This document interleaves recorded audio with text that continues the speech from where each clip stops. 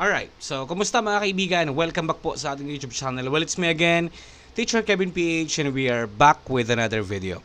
So ngayon, usapang flex cable tayo mga kaibigan, kasi mayroon din nagtatanong sa atin sa isa sa mga videos natin mga kaibigan kung saan nagpalit tayo ng flex cable. Teacher Kevin, ano ba yung mga sintomas? Ano ba yung mga dapat natin i-consider? Ano ba yung mga signs na ang problema na is yung flex cable ng ating Epson printer? Well, mga kaibigan, in case sa mga hindi pa nakakaalam, no, ito po yung flex cable natin. Yan, pasensya na kung medyo blurry. Ito yung cable na connected sa ating logic board papunta. Dalawa po yan mga kaibigan, merong 4 pin and merong yung mas maraming pins, no? Connected sa ating logic board. Ito yung logic board ng ating printer, yan. And papunta yan syempre sa ating printhead. Connected yan sa ating printhead. Yung 4 pin tapos yung mas maraming pins, mga kaibigan, no? 17 pins, if I'm not mistaken. Yan. Ano nga ba yung mga signs na sira na yan? So, dito mga kaibigan, syempre, basic checkings lang muna tayo.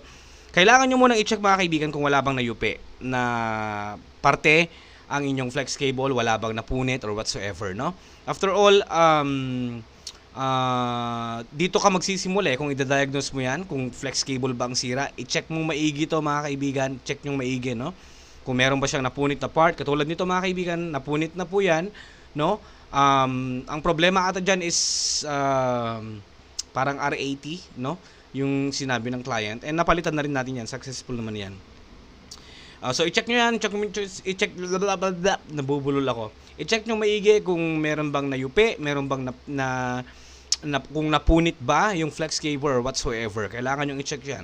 And mga sintomas naman, mga signs. Number 1, mga kaibigan, once na ino-open ninyo yung printer, bumabalibag yung printhead slot or yung kasama yung printhead. Parang ganon. Merong unnecessary noise or merong noisy sound kumbaga para sa ating printer, no? Na kung saan magkakaroon ng abnormality sa movement ng printhead. Pag inopen, babalibag either pa left to right or from right to left mga kaibigan, no? Then pabalik. Possible yun na ang problema doon mga kaibigan is flex cable, no? Kung bumabalibag siya, then followed by that balibag is magre-red blink na lang siya. And ang makikita natin na error doon sa may ating Epson resetter, kung i-check natin, that could be a fatal error, no? Pwede rin fatal error. Basta magiging error lang siya. Red blinks din to. Hindi lahat ng red blinks reset. Okay? So, babalibag yan mga kaibigan. Isa pa na na-experience ko din. Dalawa to sa na-experience natin, no? Una, yung babalibag siya from right to left to right, mga kaibigan, no? Isa naman, pag ino-open mo, hindi siya gagalaw, pero konti lang. Gagalaw lang ng konti yung ating printhead slot kasama yung ating printhead, no? Pangatlo naman mga kaibigan is kapag nagpiprint tayo, okay naman, umaandar yung printer, no? Normal naman yung paggalaw ng printhead. Pero kapag nagprint na tayo, kinain yung papel, hindi na nun itutuloy, then magre-red blinks na. Parang magja-jump error na siya. Kinain yung papel, mga ilang segundo lang, hindi na niya itutuloy.